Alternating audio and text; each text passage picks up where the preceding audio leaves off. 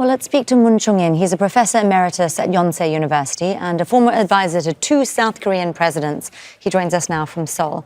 Professor Moon, North Korea wasn't supposed to be on the agenda, but as Rob was reporting, it ensured it was.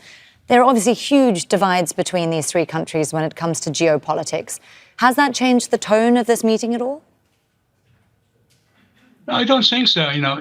This trilateral summit is originally designed for the discussion of economic, environmental, and social cultural issues. And in the past, those three leaders have been avoiding political issues. Therefore, it was quite expected. However, President Yoon Suk-yeol and Prime Minister Kishida emphasized the importance of resolving North Korean nuclear issue. And also, Premier Li Chang of China also agreed in the sense that the denuclearization of Korean Peninsula should be politically settled. Therefore, there was some kind of discussions, but there was no agreement among three leaders.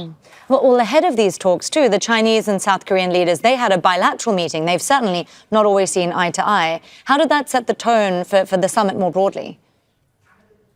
I think there was a very significant development because both leaders have agreed to set up so-called 2+2 meeting, meaning Vice Foreign Minister and Director General level of the Ministry of Defense of both countries. That was very significant development to discuss mutual concerns of security issues between the two countries. And also both leaders have agreed to push for second stage of China-South Korea free trade arrangement that would involve service sector and tourism, culture, and etc. That is another important development between the two countries. Well, let me ask you then, what's your assessment of the likelihood of a free trade deal? If it did cover all three countries, it would cover something like a quarter of global economic activity. I see they're now discussing how to speed up their plans. How soon could we see any developments? There are two tracks.